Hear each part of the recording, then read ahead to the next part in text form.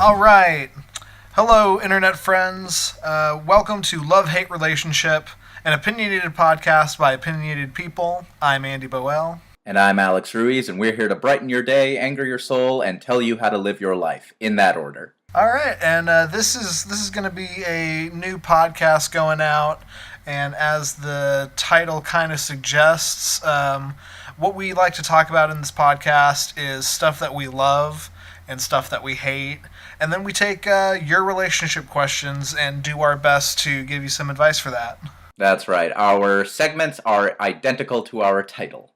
Yes. So, just moving forward with this, so that everyone understands, each session, each podcast, Andy and I will take turns choosing something we love that we want to do a deep dive into, and then something we hate, and then together we will take your relationship question, and that could be a romantic relationship, a work relationship, a family relationship, professional relationship, a relationship with the guy who stands outside of your apartment building and throws things as you're walking in, whatever kind of relationship you're having an issue with. We want those questions. We want to speak to you about it. We want to know what's going on with your life, and we want to help you with it. Absolutely. So, with no further ado, do you want to start diving into our topics for this week, Alex? Sure, Andy. So I understand that you have brought the love for our first session. So if you will, go ahead and let the people know what we're going to be talking about, and we'll see if we can't get a little bit of a discussion going. Yeah, absolutely. So, this week I wanted to start us off by talking about someone that is very near and dear to my heart. This man is unobjectively my favorite comedian of all time. Okay. This person might not be the greatest comic of all time in any sort of list format or anything, but this isn't about who is the greatest comic of all time. This is about who I love, and I love Sam Kinison. I can't do the Sam Kinison scream. Not I can't either. I so wish I could.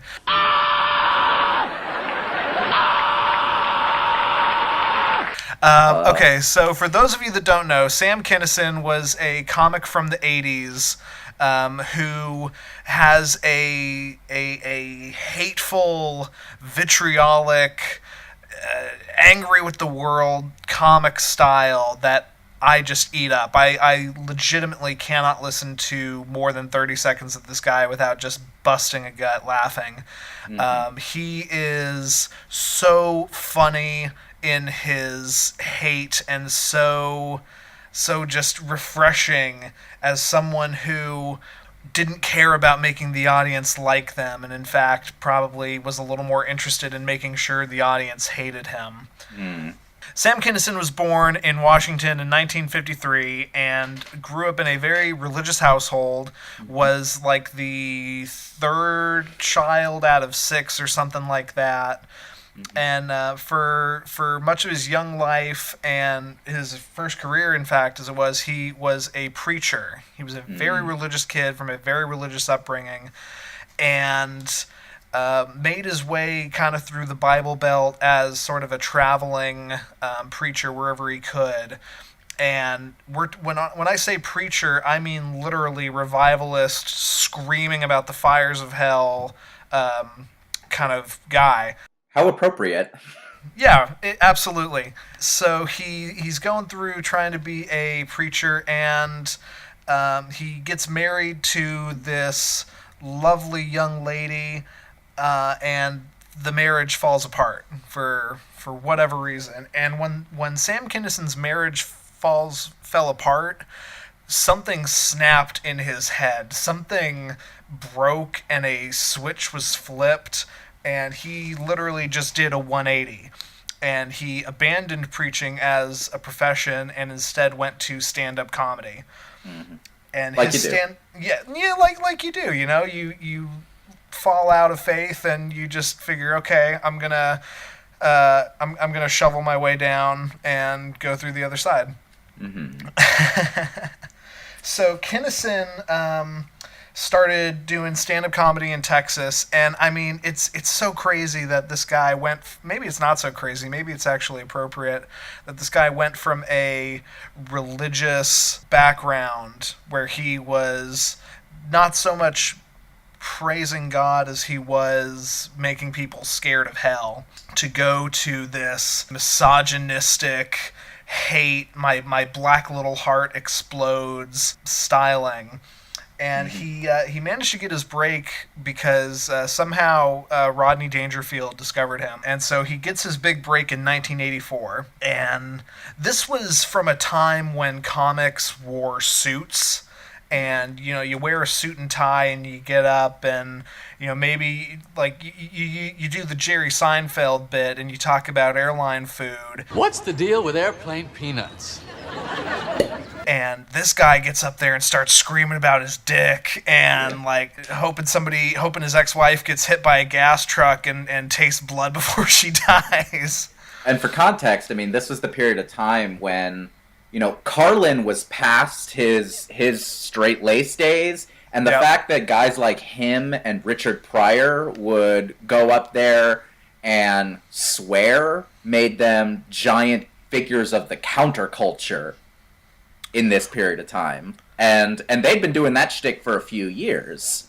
But then Kinison actually got a lot of, if I remember correctly, a lot of mainstream appeal in that kind of breakthrough period. Yeah, that's definitely where he kind of got discovered. And the guy has like 3 albums that he was able to produce before he died. Spoiler alert, the man had like an 8-year-long career before he died, and we'll get into that later. Mm-hmm. But in like his first album and his first TV special, he's this clean, well-cut, he's wearing a nice like tweed jacket, and he really, really subverted what everyone else was doing, and taking this I look like you, I sound like you for the first 5 minutes of my bit, and then just like my head cracks open and the devil starts screaming. You talk about Carlin and Pryor swearing, and then you listen to 5 minutes of Kinison and it's enough to make like George Carlin blush. Yeah, I mean, this guy was like, the reason I love him so much is because he was doing all of this so early. And you want to talk about the candle that burns half as long, burns twice as bright. That's Sam Kinison. He didn't have the 35 years that Carlin had. He didn't have 25 years that Bill Hicks had. This guy did more in 8 years and just hit the ground running and exploded in terms of his fame and popularity. And I love that. I think there's something so special and unique, and something that I have not seen anybody even come close to imitating since. No one has been able to just start screaming their pain away in a manner that makes you cry with tears of laughter like Sam Kinison ever has.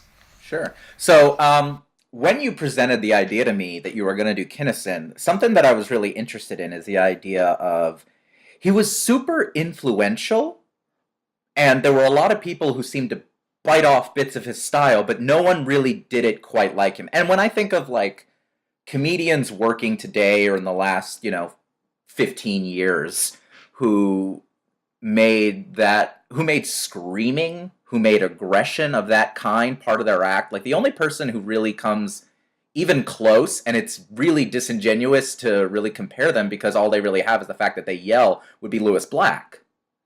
Sure, yeah. But Black didn't talk about personal pain the way that Kinison did. Right, where Lewis Black would be screaming at George W. Bush or Bill Clinton even. Bill Clinton even, yeah, like whoever was the political power of the time. I mean, Kinison like sits there and talks about cheating on his wife, and the joke about cheating on his wife is about how he was an absolute scumbag for years and years and years, and cheated on her for a while, and then finally one day, comes clean, and she says she forgives him, and he believes her, and then she puts a loaded 38 in his luggage and sends him to the airport, and yeah, she forgave me. She forgave me the fucking whore! Like, I can't do the scream justice, but, like, that's what he would do. Shit like that, and, like, he would start playing the piano and do this prelude about how this is a love song he wrote, and it's a song about a special girl, and then the lyrics are, "You fucking whore! You used me! You never loved me! You slide under a gas truck and taste your own fucking blood! Die! I want my records back! I want my fucking records back!" I can't even recount the joke without busting out. Oh, man. No, it's an interesting thing is that people point to Kinison a lot there's that period of time when stand-up just became enormous. Like, it has always kind of been around, there's always been comics. I'm watching Marvelous Miss Maisel right now, and Lenny Bruce features prominently in there, and, like, I love Lenny Bruce. A lot of people might call Bruce the George Carlin or the Richard Pryor or the Sam Kinison of their era, but something about that period in the 80s, like just before Seinfeld really took off as a sitcom, where everything was about stand-up comics. I think there was a VH1 special back when VH1 did documentaries, and they had When Stand-Up Ruled the World, and that was that period of time. And I feel like Kinison was such a deep part of that. Hicks was there as well. That's also when a lot of those kind of Cosby. Yeah. Cosby was selling out stadiums. Steve Martin was selling out stadiums at that period of time. And Kinison, it's funny because I have a little bit of a chicken egg thing there. Was that the time that stand-up blew up because of people like Kinison kind of changing the mold, really offsetting everything, or was it the other way around? Did that blow up, and that's the reason somebody like Kinison, who was different, he was just notably different from a lot of the other people working at that time, that he could blow up like that? It is an interesting question. The way I look at it, I do actually have an answer. I do honestly think that it was the comics who changed the landscape so that they could start performing in these larger venues. And Kinison is such a fascinating example because the other thing that he did that was different is he basically crafted this rock comic persona. Mm-hmm. And literally rock star comic, because he was hanging out with Motley Crue back then. Exactly. After he blew up, he was hanging out with Motley Crue and Billy Idol and Guns N' Roses. And he even started to record his own rock cover stuff. He's got the big one is exactly, yeah, the big one is the cover of Wild Thing, which has all of these guys we've listed doing cameos, but it's Sam Kinison singing and playing the guitar. His I think his last televised special before his death, he comes out looking like this short little toad dressed in glam rock attire with these two chicks in fishnets and high heels on his arms, and he's got a V-neck around his neck, and spent half of that comedy show doing the rock thing, and so that's literally it was an arena rock venue. Mm-hmm. So I personally believe that it's the comics were able to kind of exert their will and make these things happen by being so big.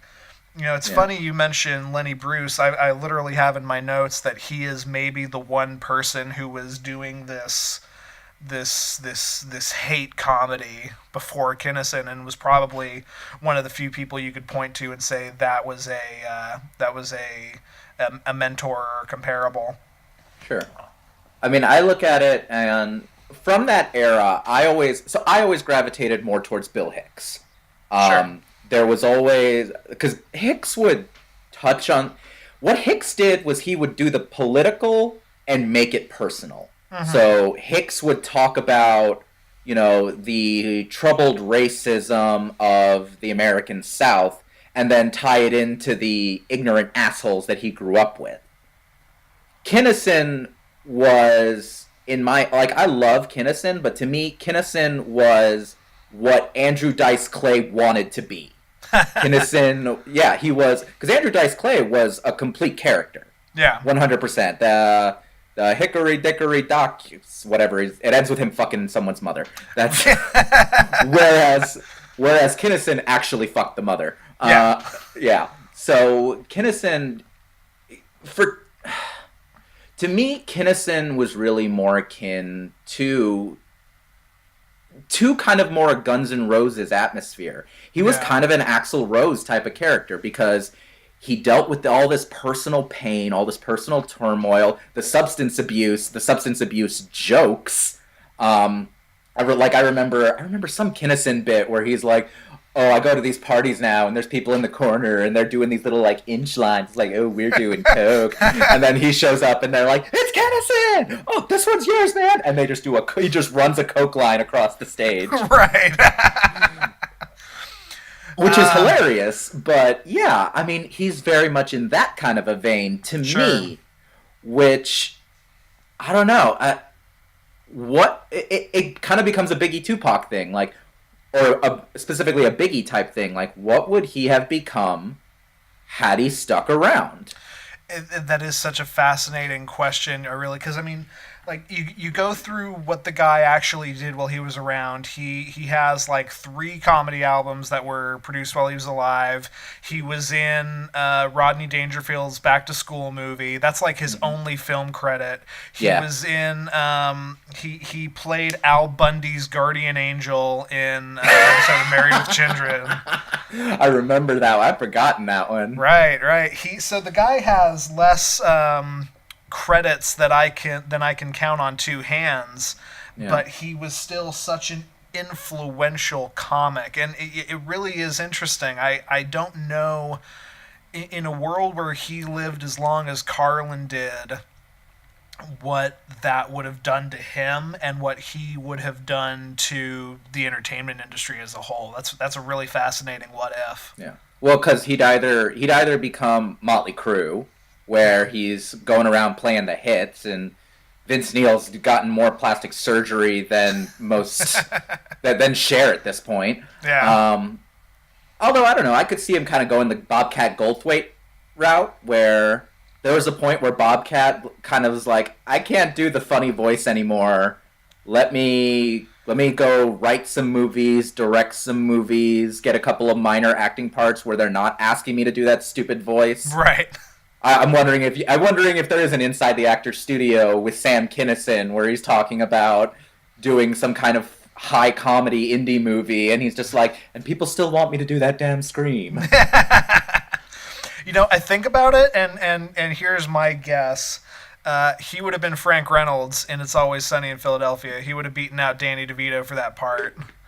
Oh my god, I would punch a baby to go to the alternate universe where that's true. Right?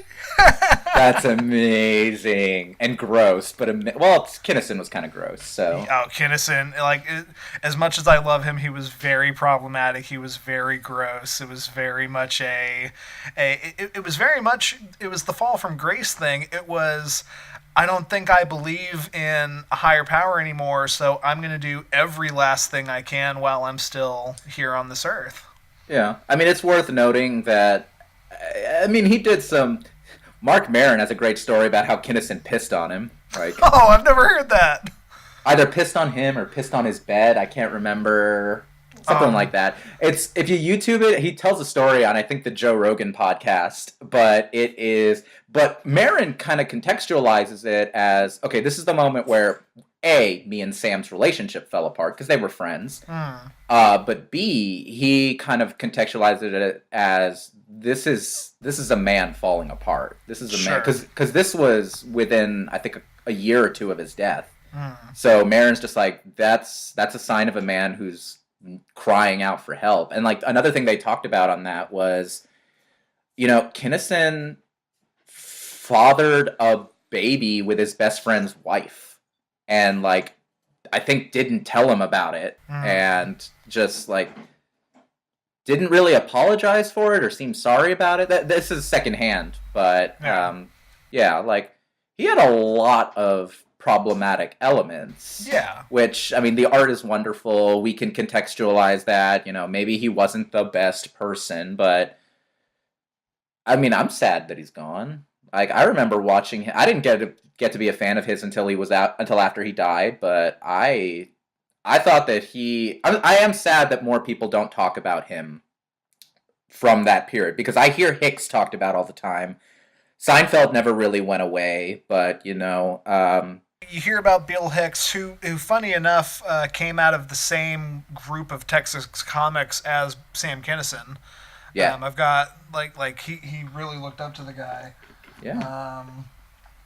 You've got Bill Hicks. Andy Kaufman lives on through Jim Carrey mostly nowadays. George Carlin is timeless. And if you pay attention, Bo Burnham has been doing kind of a lot of the Carlin shtick. So Carlin is living on through Bo Burnham.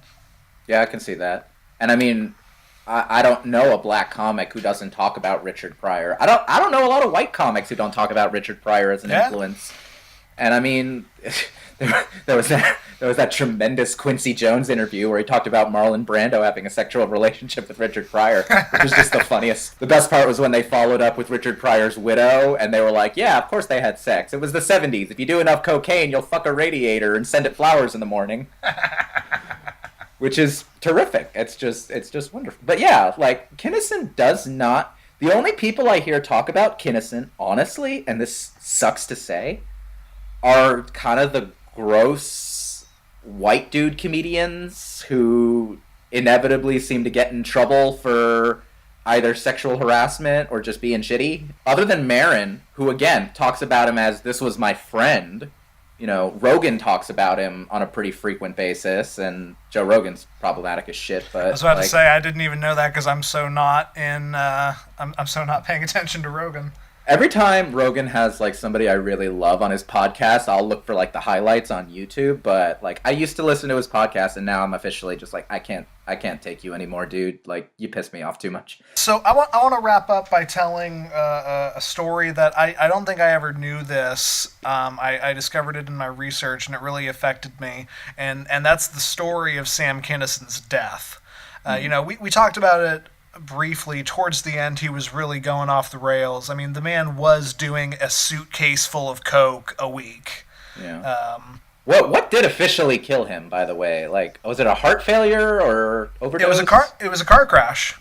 Oh. Here's the story of Sam Kinison's death, and I'm gonna kind of read it verbatim off of. You can find this off the Wikipedia. Okay. April 10th, 1992, which it's so crazy for me thinking about anything in 1992. I'm an infant at this point. I'm 3. Okay. Yeah. 2.5. All right. Okay, so Friday, April 10th, 1992, Sam Kinison is in his Pontiac Trans Am driving through L.A. and gets hit by a pickup truck of this 17-year-old who was drunk driving. Mm-hmm. So he either gets T-boned in the intersection or it's a head-on collision. Okay. So Kinison's in his little Pontiac and gets hit head-on by a pickup truck. There's some other people in the car, and there is a van full of Kinison's posse behind him. And the story as it's told is Kinison gets out of the car, and it doesn't seem like he has any actual injuries on him. He's walking, he's shaken up, of course, but it's not like he's bleeding from the ear or anything like that. His friends are freaking out and tell him to lie down, and He lies down in the lap of his best friend, a guy named Karl Lebov. And as he's lying there in Karl Lebov's lap, he's looking around, and he kind of looks to an empty space where nobody is, and he starts saying, "I don't want to die. I don't want to die." And witnesses say it's like he was having a conversation with something, because he says, "I don't want to die." He waits. He gets a response in his head, and he goes, "But why?" Waits again. This one-sided conversation continues, and his last words were him going, "Okay, okay, okay." And people are saying the last one, like over the course of that sentence, Sam Kinison found peace and accepted death and dies in his friend's lap. After the fact, medical examiners determined that he had internal injuries. He had a dislocated neck, a torn aorta, and torn blood vessels in his heart. So he was bleeding out inside of himself. Yes, he was bleeding internally, and no one could tell. No one knew. So horrible, traumatic internal injuries, kills the guy in minutes, and there was really nothing anybody was going to do. What fascinates me is the concept of this man who had a religious background, but also spent the past 15 years of his life raging and living for himself and being a source of hedonistic selfishness on this earth. In his final moments, he sees God. He sees death. He sees something. He has, in his final moments, at his core, he has a deeply spiritual moment on his death. And I personally find that chilling. It's crazy to me, and it's really impactful. And it's interesting. He was good enough friends with Ozzy Osbourne that Ozzy commented on his death. And when he found out, Ozzy of Black Sabbath was saying, "Yeah, this is gonna piss a lot of people off. This is gonna, my fans aren't gonna be happy, but there's a higher power." And Sam Kinison was talking to God, and he is absolutely in heaven, being the man's red right hand.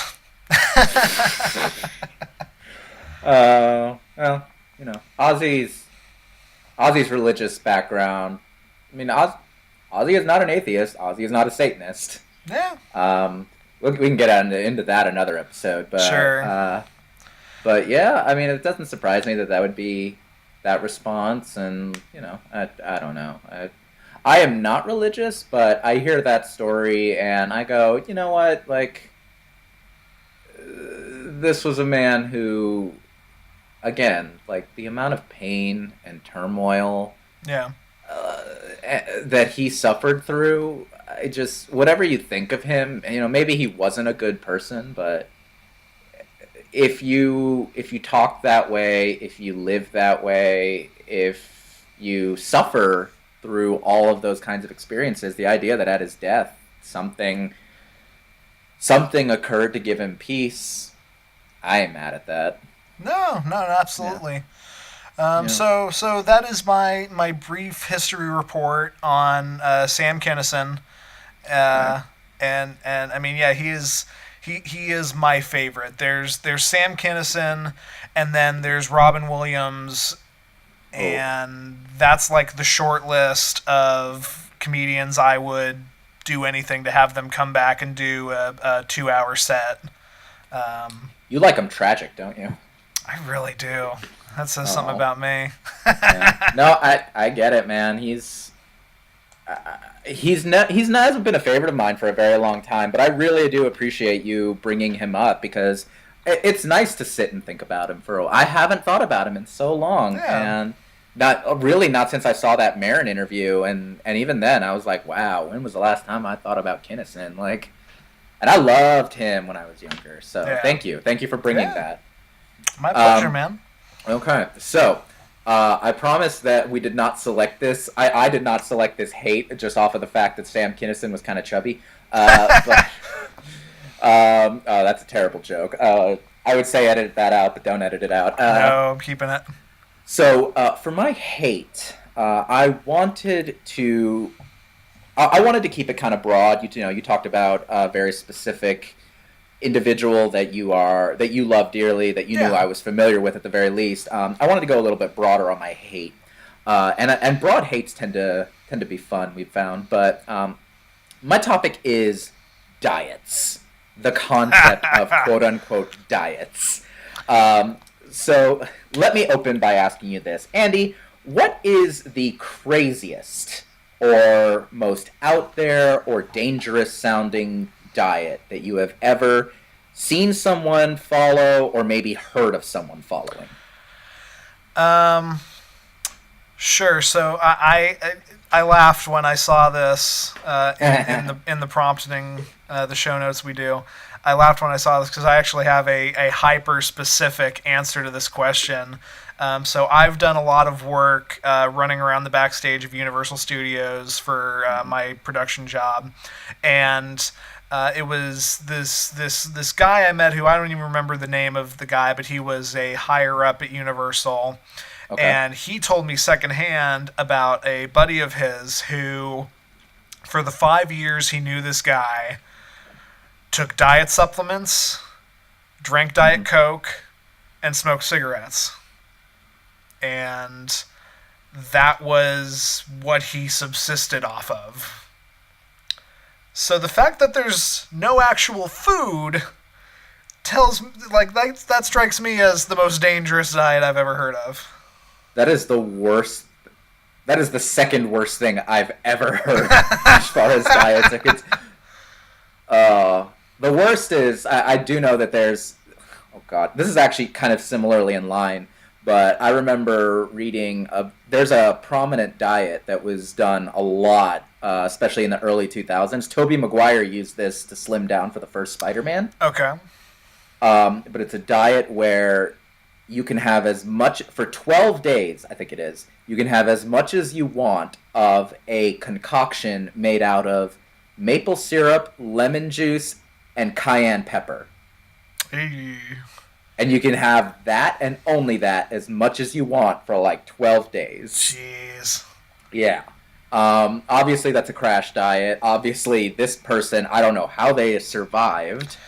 There had to have been something more. I mean, I imagine there had to have been some kind of food, but the guy swears up and down that it was Diet Coke, and anti-appetite pills, and like a pack a day, and that was what the dude did to stay skinny.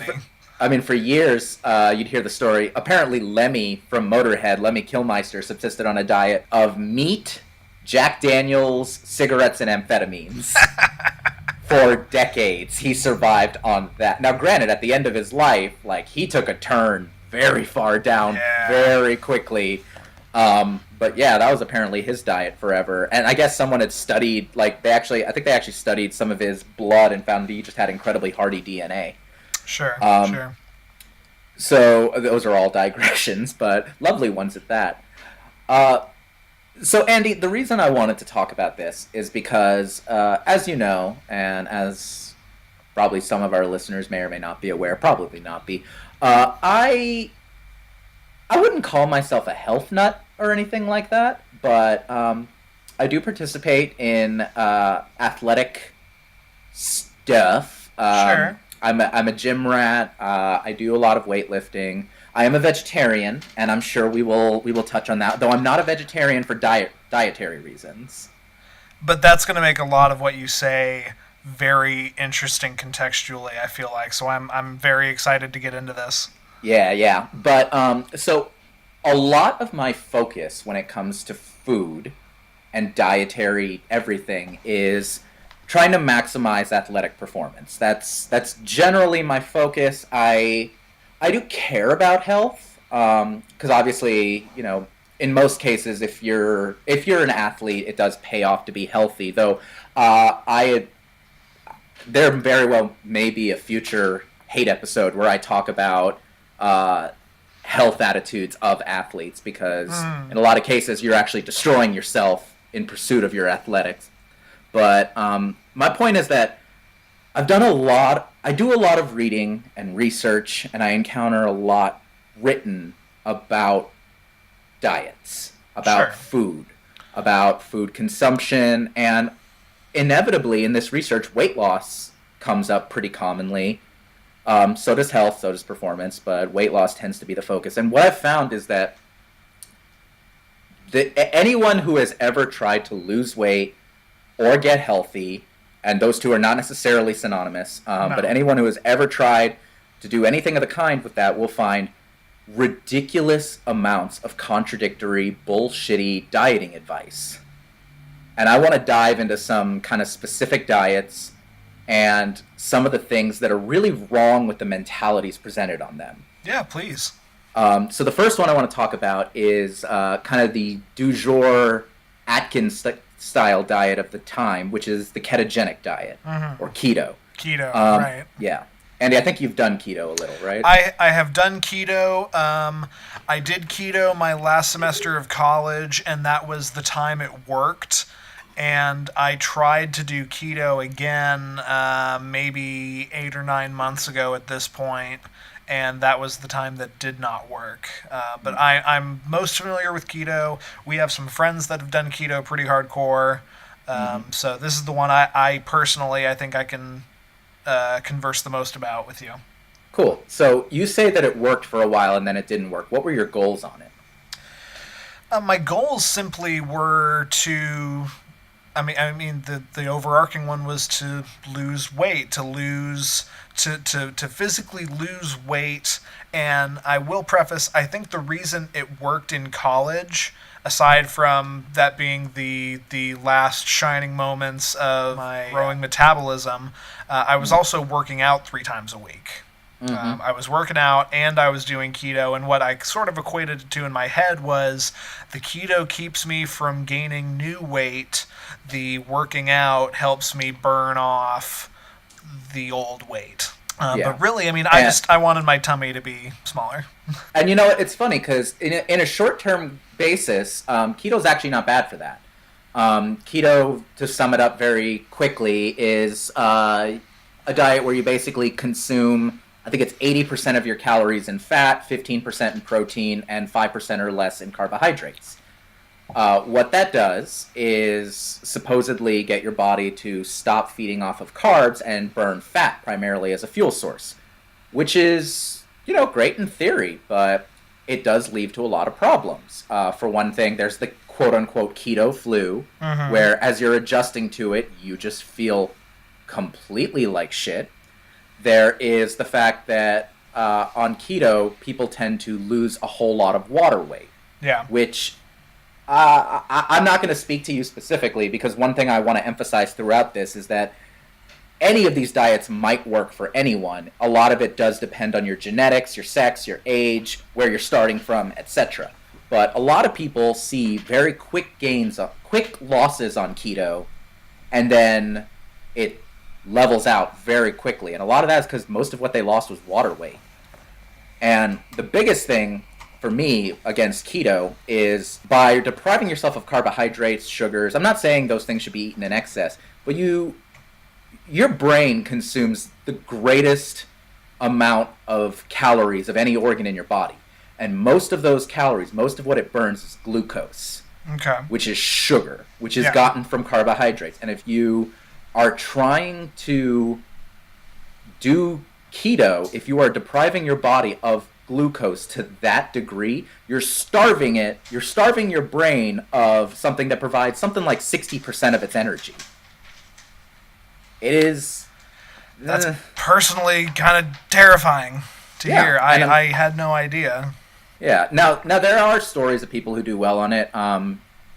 It shows some promising benefits to fighting diabetes. If you are that's actually a lot of how it originated, was as a means of combating diabetes. So if you are diabetic, that might be a worthwhile means. And we're not doctors, we don't pretend to be, but that might be a reasonable usage for it. There's some research suggesting it might possibly help prevent cancerous cell growth, but that's inconclusive. There's a guy out there who I advise anyone who's interested in keto, check out Dominic D'Agostino. He is a medical doctor. He's appeared on Tim Ferriss's podcast like 1 million times, but he's a big proponent of the ketogenic diet.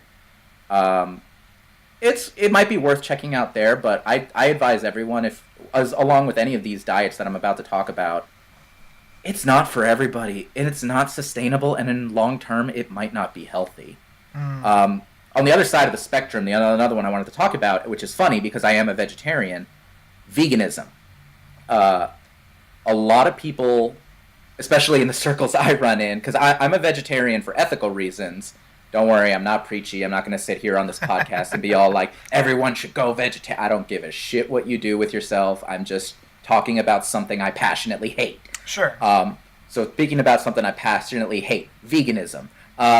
So the problem with a lot of the vegan literature that goes out there is people talk about the health benefits of going vegan. And that's, in many ways, bullshit. Because, Andy, do you know what my two favorite vegan foods are? Oh, I'm sure I have no idea. Two favorite vegan foods in the world. Lay's potato chips and Oreos. Ah, okay, I see. Yes, I do follow now. Veganism only requires you to not use any animal products. That does not mean you're not using a shitload of chemicals, a shitload of food dyes, a shitload of artificial ingredients. You can eat a completely vegan diet and eat food that has never been in the same room as a plant. Right. Straight up. So a lot of people who do switch to veganism might see some health benefits, and this is a trend you'll see across a lot of these diets. A lot of the time, that's really just because they are accidentally paying attention to what they're eating, which they might not have ever done before. Yeah, and I mean, I think especially right now, and I mean, you could say over the past decade, it's become such a trend. I think a lot of people go vegan maybe for the superficial reasons, so that they can say they're vegan. And if you're doing that, then you don't actually care about the diet in the first place. You just want to be able to say you're doing it. Yeah. Now, a great counterpoint. Andy, I don't know how involved you are in following the personal lives of past presidents, but Bill Clinton very famously went vegan and wrote a book about it. I like the stuff I eat. I like the vegetables, the fruits, the beans, the stuff I eat now I like. He went vegan because he had heart problems. And I remember, 1992 was Bill Clinton's election run, his first election run. Same year Sam Kinison died. I wonder if there's a correlation. There's no correlation. No. But a big thing about him back then was, how he was this down-home country boy he'd eat his pork and beans and he'd eat his McDonald's Big Macs. And, Bill Clinton was not in good shape. He went vegan for health reasons, and it did work out for him. Now, he went vegan, he also became a runner, he also had a personal nutritionist, he ate a shit ton of plants. Could he have done that with, say, like a Mediterranean diet, where he maybe cuts down on the meat and just eats a whole lot more plants? Maybe. Probably. Yeah. That's kind of my point here. And the through line here, and the reason why I fucking hate these diets, is because they present themselves as the solution. Yeah, the end-all, be-all. Exactly. Like, I wanted to talk about paleo, which paleo and veganism are constantly portrayed as being at odds. And paleo is, of course, the quote-unquote caveman diet, which is actually bullshit. But the whole point of it is actually pretty sound, which is don't eat any artificial stuff. Don't eat meat, fish, eggs, plants. It's no cheese, tubers. Right? That's the big thing. Yeah, there's paleo plus dairy, which is a modification, which, whatever. I mean, dairy is its own issue. Some people can die. Most people are actually pretty lactose intolerant. Right. So, like me, if I've sat down, eaten an entire pizza, and felt gross because of the dairy. I consume dairy. I consume cheese. I try not to do it too much, but the point of it is, like, there are some cultures that can, or some people whose bodies can handle that kind of dairy. Some people can't. I'll tell you, in weightlifting circles, a stupidly popular thing for people trying to gain weight is Go Mad. Gallon of milk a day. Ew. Gross. Right? that's the perfect response to I've heard of carb loading, but that is something entirely different. You're gonna eat lightning and you're gonna crap thunder. Yeah. And, I mean, that's like 3,000 calories, probably, somewhere in the ballpark of like 3,000 calories. Plenty of protein, carbohydrates. It's arguably good stuff for you. The science is kind of hit or miss on the long-term good that will do you, and obviously some people throw up on that much dairy, but the point that I'm trying to get at is, the thing with paleo is, our gut biomes have changed a lot since the period that the paleo diet was arguably supposed to work for. Sure. Also, it says a lot about, to get slightly political, I think it says quite a bit about a lot of these diets that none of them are terribly accessible to poor people. Paleo spends a lot of time talking about, you need to eat only fresh produce, go organic, which is its own level of bullshit. Sure. You have to, you have to maximize your consumption of real foods, which is great if you're middle class. But, I spent a few years in a food desert. I lived in Camden, New Jersey for a while, and I lived over a 7-Eleven. Like, my apartment was above a 7-Eleven, and a lot of people grocery shopped at the 7-Eleven because the closest grocery store was a 15-minute drive away, the next town over, and it was a goddamn Wegmans. And if you've never shopped at Wegmans, Wegmans is like Whole Foods, and Publix fucked and had a weird little flipper baby. Oh, no. Yeah.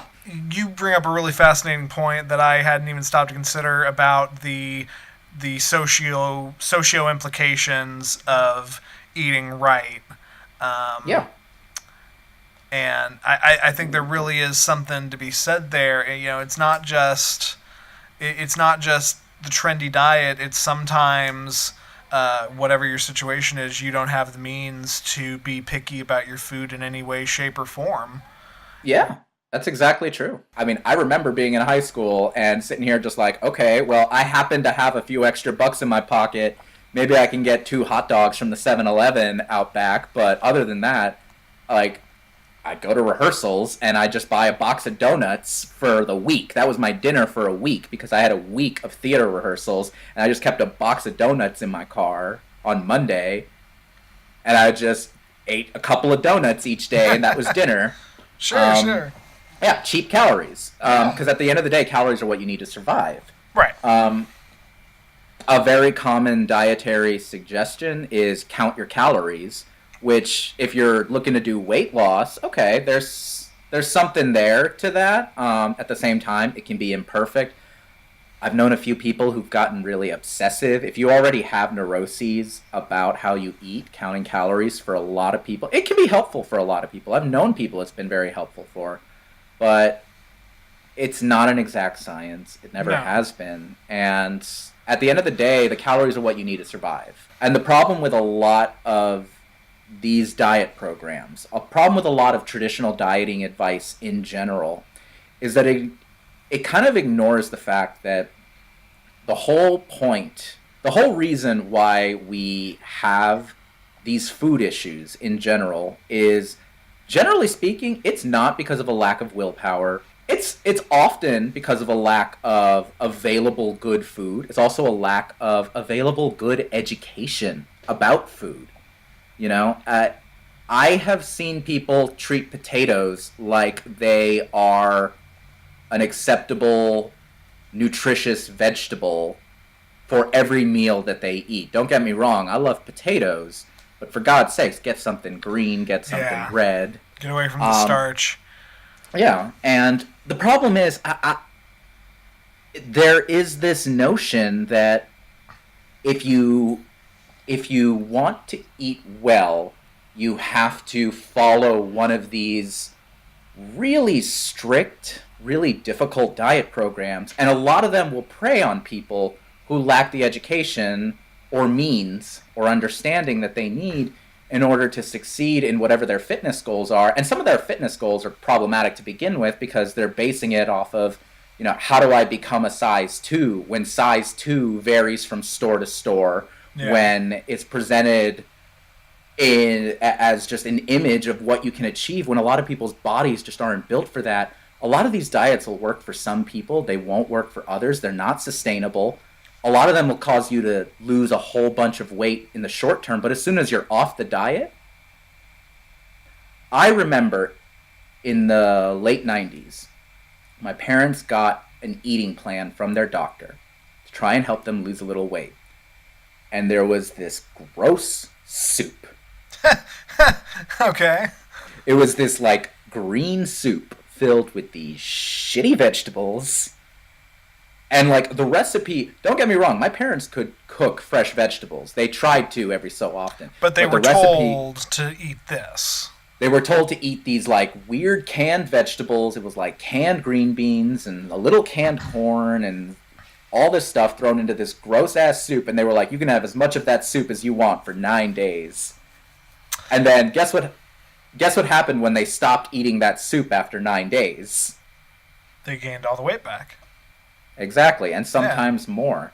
And the idea that I want to reinforce is the idea that I hate these diets for not emphasizing, which is really all you need are realistic, smart goals and the knowledge that eating healthy is pretty much just a matter of eating kind of some more plants.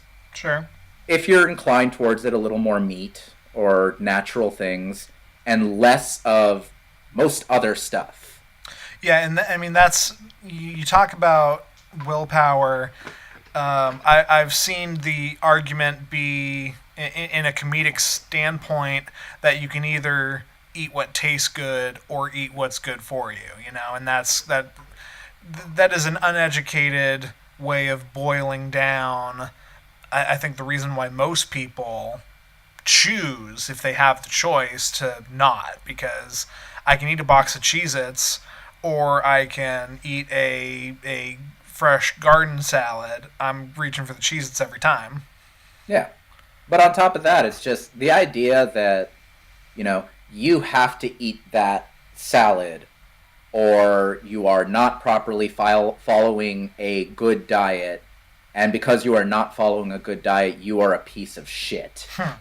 This notion that pervades. I know I started this talking about hating diets just because I hate the constrictiveness of them. Yeah. I hate how constraining they are. I hate this shame culture that exists around them. I'm a weightlifter.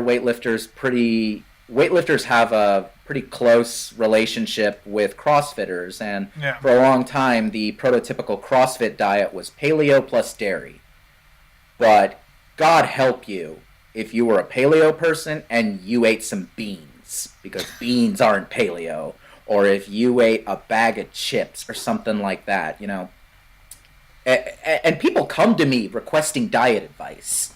Like, I don't know why, but they come to me asking for diet advice, and I'm always just like, eat more plants, eat less bullshit, maybe have a cheat day once in a while, get a little progress, make changes you can sustain. Because I think the key horrible prospect of diets is the notion that if I follow this program, whether it's a short-term program like maple syrup, lemon juice, cayenne pepper for 12 days, or gross soup for 9 days, or Whole30, or paleo, or veganism. Like, if I do this and I follow this exactly, I will succeed in losing weight, which is a very vague and dumb goal in and of itself, because again, weight and health are not the same thing. They never have been. I'm healthier today at 212 than I was like several years ago when I was 175, way too skinny, smoking a whole lot, and just miserable, Yeah, and I mean, you want to get into what will most certainly wind up being a future hate on this podcast is the judgmentalness of people and the the scrutiny and the just plain old nastiness that you see on a day-to-day basis when it comes to people's appearance, when it comes to people's weight, when it comes to people's struggles in attempting to do the thing. If the thing is being healthier, it's the skinny blonde chick taking Snapchat pictures and laughing at the fat guy on the treadmill. Fuck you. That fat guy is on a treadmill. He is trying to better himself. You leave him alone. He might even be trying to better himself. Maybe he just fucking enjoys walking. And this is a way he can enjoy walking. Yeah, that's a very good point. So I think this mentality perverses itself into a lot of aspects of culture, and I think you've touched on one with how people view diets. And I am not a healthy person by any means. I'm gonna disclaim that. But I love just like I am not a healthy person. Like you just said it like Winston Churchill saying that you will not be defeated. We will eat whatever we want. That wasn't Winston Churchill. That was Nixon. Yeah. It wasn't even Nixon. That was Futurama Nixon. That's the only Nixon I know. What do you stupid voters want now? Okay, my point, the point I was trying to get to, I am not a health professional by any means. I'm not a particularly healthy person, but even I can understand that it is a active lifestyle change and that there is not a quick fix. There is not any amount of shakes I can drink. There is not all the Subway sandwiches in the world exclusively for the rest of my life will not be the key to a healthier, longer life. Yeah. Okay. So, I think we just solved the health issues of the nation. So very good. I will draft this proposal for the UN, and I will work on my Winston Churchill for when I address them. All right, sounds good. All right, so let's move into the third and final segment of the show today, and that is the relationship. Yes, and as I alluded to in the intro, the purpose of this segment is we really wanted to have an advice portion in this podcast. I do want to add the disclaimer, neither Andy nor I are professionals by any means in terms of relationship counseling, mental health, other than the fact that we have a whole lot of opinions. We do want you to know we are unqualified to give any of this advice. However, we're going to give it anyway. Yeah. So, and if you have relationship questions, send them to us. We hope this will be helpful, but if Okay. it's not, we're going to do it anyway. Okay, you want to go ahead and read it off, Andy? Yeah, so this is what we got this week. Hey, love-hate relationship. I have a multi-person relationship question for you. Ooh. To start off, I am a cis female lesbian, and I have been with my wife for over 10 years. Married for 2. Yay! Yeah, right? Good for you. I can talk to her about anything, and we aren't afraid to get into uncomfortable conversations. Our relationship is unlike any other. I am 100% content and happy with our lives together. Now, I also have a best friend of the opposite sex that I have known for just as long, who I am very close with. There is a level of emotional and physical intimacy I have always had with my best friend, which expresses our affection to each other through coffee dates, deep talks, cuddling on the couch, long hugs, or he'll place his arm around me when we walk around, but nothing beyond this because he knows damn well that not only am I gay, but I am very loyal, all of which my spouse is very much aware of. We're all very close friends with another, so I'm not worried about my spouse secretly hating him, but my question is, should I feel bad about the level of closeness I have with my best friend, especially since he is a straight cis male and I am a gay cis female? Should I start to lessen our affection, to avoid any muddiness in our relationship, and focus solely on my spouse. And so she did preface, no one in particular has made her feel like she should, other than society's expectations on how a marriage should work. Even if my spouse is all right with it, should I change my relationship with my best friend? So when you do send in these questions, we advise and recommend that you give a little name. You can stay anonymous. You can call yourself whatever you want. But if you don't preface what we should call you, we're just going to come up with it on the spot. Sure. Let's see. What are we gonna call this one? You know, I watched a bunch of Dragon Ball Z clips the other day. So, how about Dragon Ball Z name? I mean, Dragon Ball Z plus lesbian 18. 18. Okay. 18. Terrific. 18. All right, 18. Andy, would you like to begin, or shall I? I'll go ahead just by saying that we're gonna give a longer answer, but short answer. No. I mean, if people are...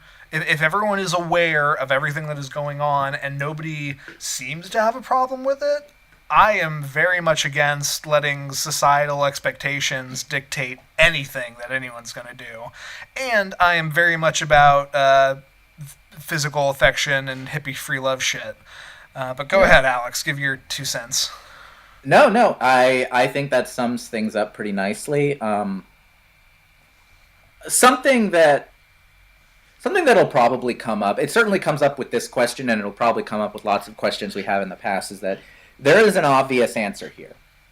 You ask us the yes or no question of whether or not you should start lessening your affection to avoid muddiness. And if you should change your relationship with your friend, you know, even though no one has communicated that there's any problem, even though your spouse hasn't communicated anything. So the yes and no answer to that question is, of course, you don't have to change anything at all if nobody has a problem with it.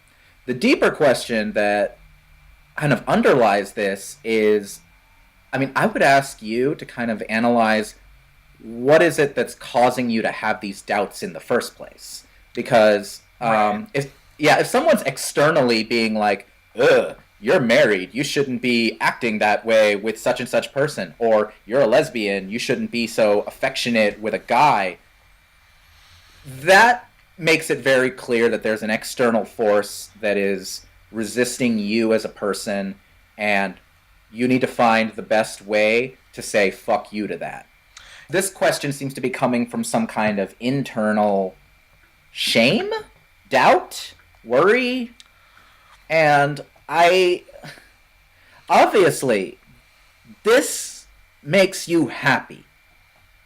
This does not seem to hurt anyone else. You are deceiving no one, you know, in any relationship.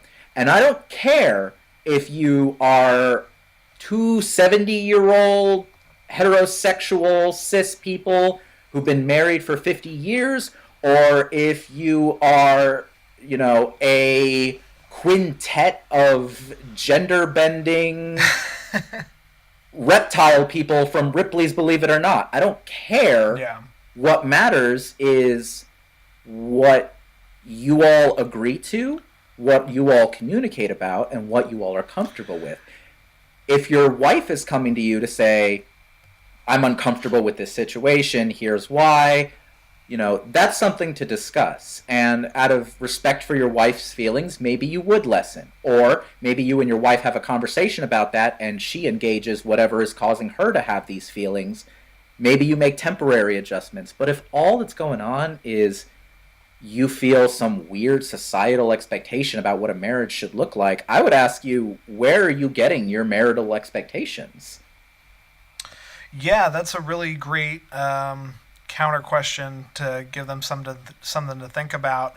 I want to stress, because I agree wholeheartedly with your point. I think the gender doesn't matter so much. I think the orientation doesn't matter so much. It is about communication. It is about trust. It is about making sure that your happiness does not actively, aggressively infringe upon this other person you care about's happiness. I wouldn't care if this was a straight guy and his straight friend, and a straight married guy and his best friend, because you want to talk about another thing that is going to be a hate is toxic masculinity. I don't care if it is. You summed it up. I don't care if it's two gay girls. I don't care if it's two straight guys.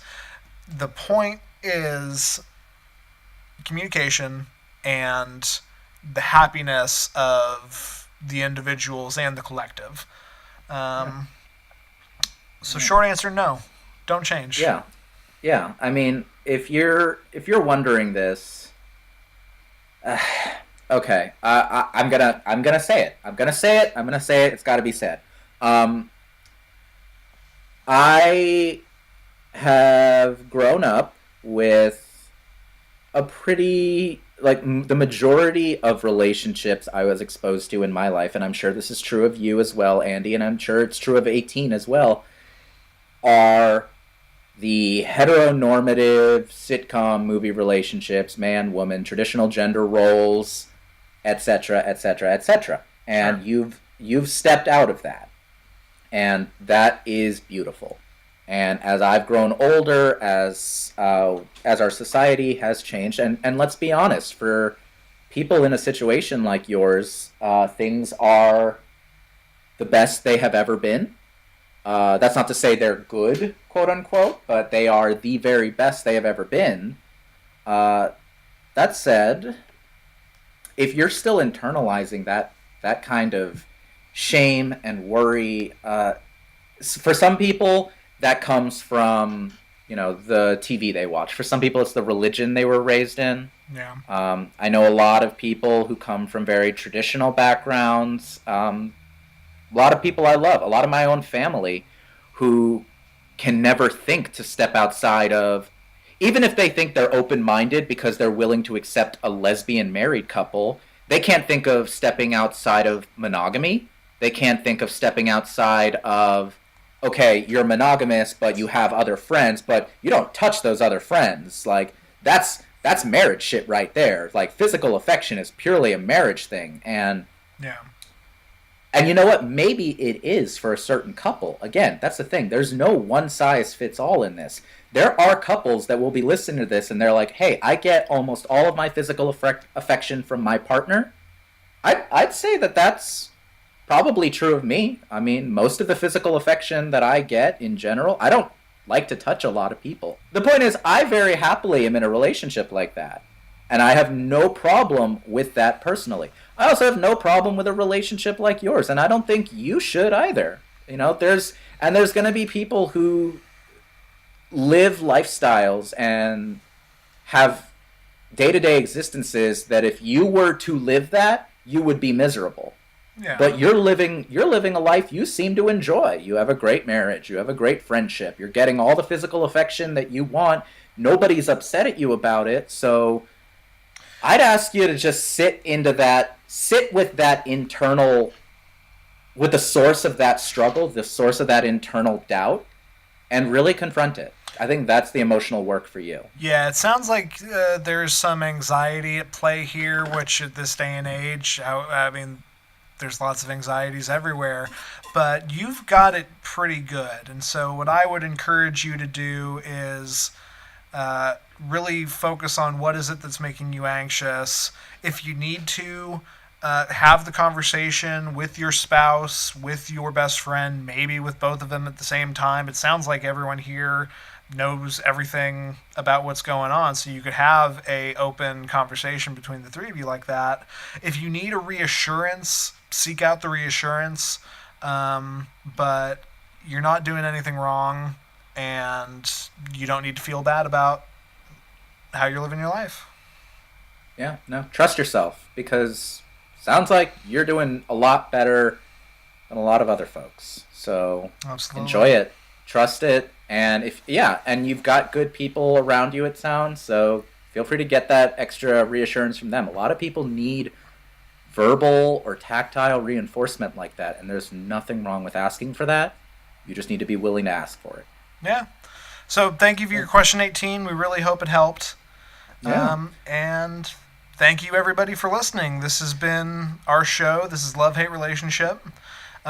So just a reminder, if you have a relationship problem with a loved one, friend, coworker, really any carbon-based life form that interacts with you, and you want our advice, we are more than happy to talk through your problem and try to help and give it. You can send your questions to lovehaterelationshippodcast@gmail.com, and we promise we will read them. You can also tweet us at LHRPod, that's LHRPOD, with your questions, and follow us to keep up with new episodes. Absolutely. Again, I'm Andy Boel, and you can follow me on Twitter at JovoCop2113. And I'm Alex Ruiz. You can follow me on both Twitter and Instagram at A_X_RUIZ.